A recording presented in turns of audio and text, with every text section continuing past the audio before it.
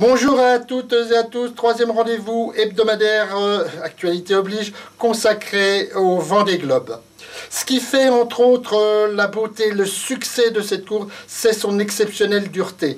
Pour s'en persuader, il suffit de regarder les larmes dans les yeux, les regards retenus et les silences de tous ces marins d'exception qui, même s'ils en acceptent l'augure, vivent tout abandon comme un véritable drame.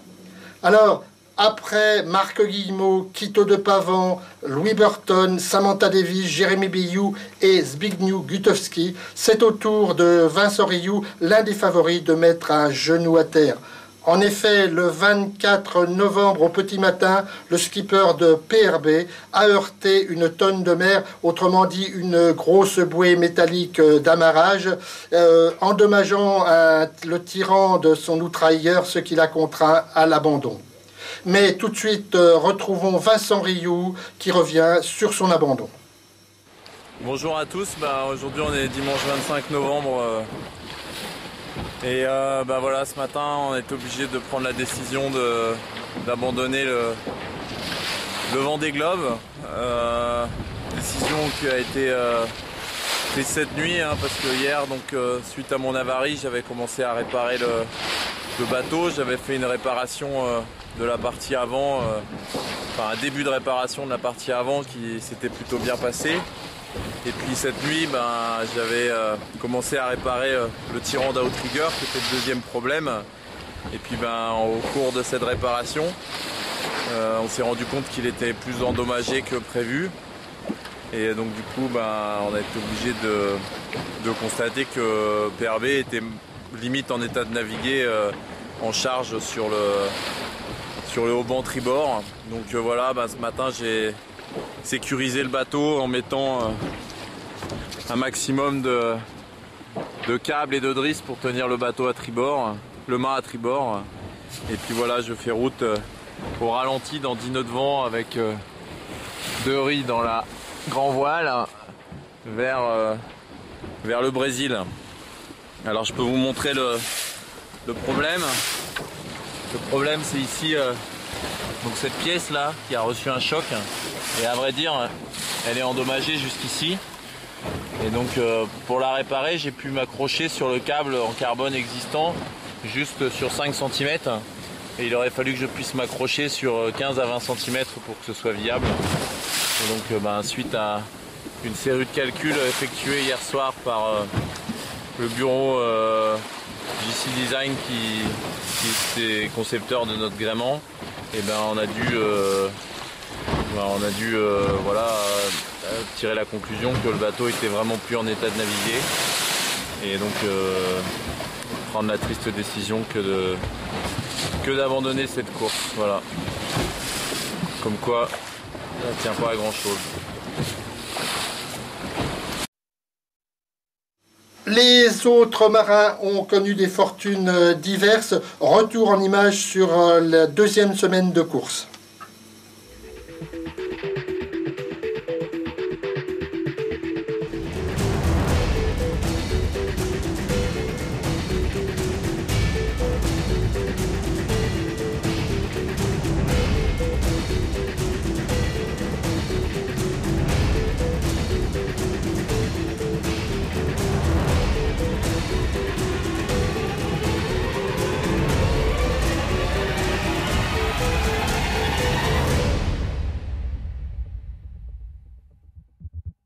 Ce matin j'ai vu Armel.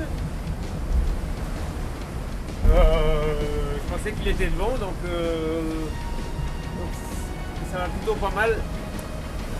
Et je sais pas s'il est. Maintenant je le vois plus, donc c'est bizarre quoi. 6e jour de course au large des Canaries. Armel Lecléache, à la lutte avec François Gabard et Bernard Stamm, s'est emparé des commandes du Vendée Globe. Au sortir d'un front particulièrement actif, l'ensemble de la flotte peut souffler et progresser en route directe vers l'équateur. Les contraintes d'une navigation inconfortable s'estompent peu à peu, à la faveur de conditions nettement plus agréables. Chez la plupart des concurrents, l'exigence de l'épreuve semble enfin se conjuguer avec le bonheur d'être en mer. On vient de passer les Canaries, on a demain les îles du Cap-Vert à portée. Bonne vitesse à bord du Mirabeau. dans les alizés, pour l'instant ils sont pas très forts, une quinzaine de nœuds. Mais sans ça, superbe ambiance, bonne chaleur, on sent quand même qu'on a quitté l'hiver européen. Les joies et les peines du Vendée Globe. Le 17 novembre, Samantha Davis et son bateau meurtri, amarré dans le port de Funchal. Après son dématage, la plus française des Anglaises a rejoint l'île de Madère, le cœur gros et les ambitions en berne. Le même jour, Jérémy Bayou est en 6e position lorsqu'il transmet ses images. À la tête de quille et qu'on voit bien l'œil de Vérin qui a pété net comme il faut. Le vérin qui permet d'actionner latéralement la quille de son bateau, s'est brisé net. Voilà, on a le bateau qui prend l'eau là. Donc faut vraiment se mettre à l'abri. Le skipper de Maître Coq est obligé de se dérouter vers les îles du Cap-Vert afin d'évaluer les possibilités de réparation sans assistance. Très vite, le verdict va tomber. Jérémy, bonjour. Il y a beaucoup de monde ici pour t'entendre ce matin. Là, pour être très clair, je suis en route moteur vers le port de Délo, là, sur l'île de Saint-Vincent. La course est finie. C'est la vie. Hein. Le même week-end, Alex Thompson a, comme qui dirait, senti le vent du boulet. C'est une moitié de barre de liaison. Vous voyez le problème? Alors que son monocoque avançait à 20 nœuds, le skipper d'Hugo Boss voyait son hydrogénérateur s'arracher et endommager au passage la barre de liaison des safrans. Du coup, Alex Thompson a sorti la caisse à outils en même temps que son manuel du parfait bricoleur. Ah, j'ai fait le job. En tout cas, j'ai appris, ça c'est sûr. Voilà les réparations de la barre de liaison qui était cassée ici et ici. C'était un peu une réparation à la Robinson Crusoe. Pour l'Espagnol Javier Sanso, c'est un problème de rail de grand voile qu'il a fallu résoudre. C'est la pièce que j'ai réparée hier, la pièce que j'ai dû aller chercher en tête de mât. Ça n'est pas tout à fait la même, la nouvelle a été renforcée. On a perdu pas mal de place, mais j'espère pouvoir les récupérer. J'espère que je vais avoir de la chance, mais en tout cas je vais faire tout mon possible pour me rapprocher. Après l'abandon de Jérémy Bayou, 15 bateaux répondent encore à l'appel. La flotte est scindée en 3 groupes clairement identifiés, les favoris, les outsiders et les retardataires. Devant, c'est tout droit, plein sud. Pour la stratégie, on verra plus tard. En bon éclaireur, Armel Lecléache ouvre la voie en vue de la prochaine difficulté du parcours. Là maintenant, on va direction le poteau noir qu'on devrait aborder demain dans la journée. Et si tout va bien et qu'on le franchit, et ben on ira passer l'équateur. Voilà, il reste à peu près 600 000 avant l'équateur, donc un peu plus de 1000 km.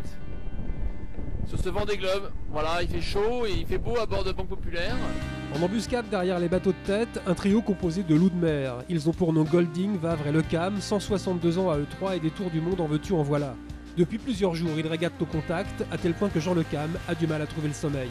Cette nuit là, j'entendais le ronflement de tous les skippers là qui étaient dans le groupe là, tu vois. Je les entendais tous, putain, et Golding, qu'est-ce qu'il ronfle alors, c'est incroyable. Et le sud c'est pareil, j'arrivais pas à dormir tellement il ronfle. Bonjour tout le monde, à bord de PRB, et l'ambiance est chaude et lourde et se profile devant nous le célèbre poteau noir. Le poteau noir, là où se rejoignent les alizés de l'hémisphère nord et ceux de l'hémisphère sud, formant une sorte de maelstrom climatique. Devant moi, un poteau noir plutôt étendu et plutôt actif. Donc ça va pas être simple. Et au 9e jour de course, il y a du monde qui tourne autour du pot, un poteau noir comme on en a rarement vu. Armel Lecléache, fatalement ralenti, est pris en chasse par 5 bateaux qui se livrent une incroyable bagarre aux allures de régate entre 3 bouées. On va voir, quelle horreur. C'est hyper dur, avec des grains jusqu'à 35 nœuds. C'est une superbe lutte, vraiment, dans une mer formée, voir les bateaux comme ça, se brouiller quelque part, c'est vraiment très très beau. Ouais. Au plus fort de cette lutte extrêmement rapprochée, les 5 chasseurs se tiendront en moins de 3000. J'avais jamais vécu un poteau noir comme ça. La nuit dernière a été dantesque, hein, avec les grains dans tous les sens. J'ai commencé à voir le bout du tunnel. Je suis auprès dans quelque chose qui pourrait ressembler à un début d'Alizé. En queue de flotte, le poteau noir est encore loin. Michel Desjoyaux les aurait qualifiés de coubertinistes, comprenne qui pourra. Ils font la course mais n'ont pas vraiment la pression du résultat. N'empêche, leur détermination n'a d'égal que leur enthousiasme ou leur fantaisie. Et voilà, Team Plastique Souspi. Je suis à environ 260 000 du Cap-Vert. Grand voile haute, tout envoyé, et grand spi et tranquette. Le soleil, belles conditions de navigation. Et mention spéciale du jury à Alessandro Di Benedetto, qui filme les dauphins comme personne.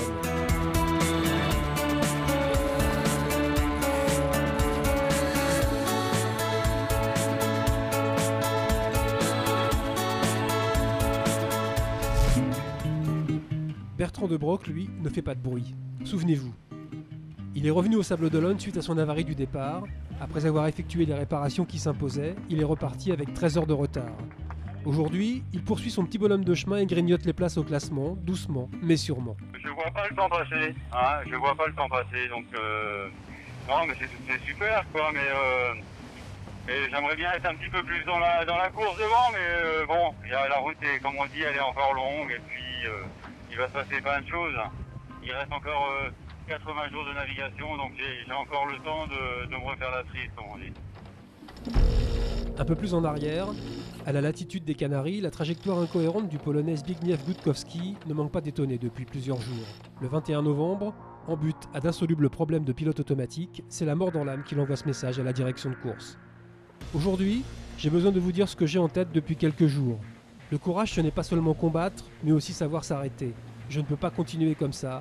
Sans pilote automatique, je ne peux pas courir. Et si je ne peux pas courir, je dois abandonner. C'est une décision difficile, une des plus difficiles de ma vie, mais il s'agit là du Vendée Globe, de la force immense de l'océan, et je n'ai pas les moyens de me battre. Le même jour, c'est en solide leader qu'Armel Lecléache s'est extirpé du poteau noir pour mieux franchir une fameuse ligne imaginaire, porte d'entrée dans l'hémisphère sud.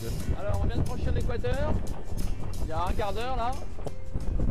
En 10 jours et 19 heures, Armel Lecléache réalise le deuxième temps de référence sur le tronçon des Sables d'Olonne-l'Équateur, après les 10 jours et 11 heures de Jean Le Cam en 2004. Voilà, tout va bien, on est la tête à l'envers. Quelques heures plus tard, ses poursuivants immédiats le rejoignent dans l'Atlantique Sud. Bonjour mesdames et messieurs, nous voilà en direct sur Massif pour le passage du poteau noir. Pas le passage du poteau noir, il m'a marqué lui. Pour le passage de l'équateur. Et voilà, on a passé l'équateur avec Mister F. Auteur d'un remarquable début de course, Bernard Stamm a accroché le bon wagon malgré quelques petits problèmes. Le bateau il était ballotté comme un bouchon dans la mer sans vent, quoi. Donc la voile est venue taper cette dérive et c'est une déchirure qui n'est pas très compliquée à réparer en soi, mais j'arrive pas à la descendre la voile là. Donc voilà, j'ai un petit souci de voile. Derrière le groupe des leaders, Mike Golding franchit l'équateur pour la 22e fois. Château Angélus, premier grand cru classé 2009. Jean Le Cam, lui, ne se refuse rien. Bah oui. Au 12e jour de course, 8 concurrents naviguent désormais dans les alizés de l'hémisphère sud.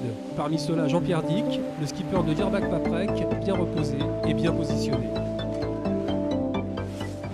C'était ma première nuit un peu bonne, je dirais, avec pas mal d'heures de sommeil. J'avais profité pour essayer de me reposer, le fait que ce soit assez calme, il n'y avait pas trop de réglages, donc ça c'était une bonne chose, ouais. Mais bon, toujours une position un peu d'attaque, on va voir un peu comment ça se passe, mais techniquement, comme dirait notre ami Didier Deschamps, et tactiquement, ça me va. En tête du Vendée Globe depuis une semaine, maintenant Armel Lecléache ne lâche rien. Pour le skipper de Banque Populaire, comme pour ses poursuivants les plus proches, l'heure est venue de négocier le prochain passage à niveau. Là on descend l'Atlantique Sud en direction du cap de Bonne-Espérance, et avant ça il va falloir contourner l'anticyclone de Sainte-Hélène. Alors je vais essayer de vous expliquer ce qui se passe. Sur l'écran de l'ordinateur, on peut voir la flotte là-haut, voilà, le cap de Bonne-Espérance là, et au milieu l'anticyclone de Sainte-Hélène. Et c'est le fait que l'anticyclone de Sainte-Hélène soit très au sud comme ça qui nous force à le contourner par son ouest, puisque si on essaye de le contourner par l'est, eh ben on va se retrouver face au vent plutôt qu'avec des vents portants. Donc voilà pourquoi on va faire ce détour. Alors il y aura peut-être quelques petites variantes, mais c'est la physionomie générale. Et en guise de conclusion, pour François Gabard, un tour du monde peut aussi avoir la saveur des agrumes. Petite surprise. Hop. Qu'est-ce que c'est que ça? C'est un pamplemousse. Alors sachez mesdames et messieurs que c'est mon dernier fruit frais avant un bon petit peu de temps.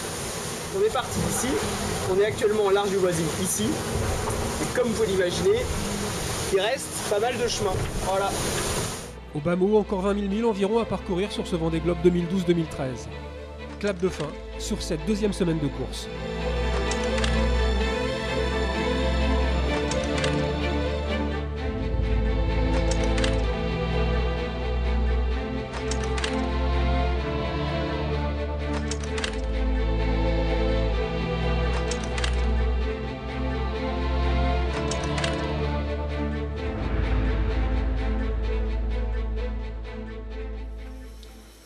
Cette émission est maintenant terminée. Je vous remercie de nous avoir suivis et je vous donne rendez-vous dans 15 jours, mais peut-être, si l'actualité l'oblige, à la semaine prochaine.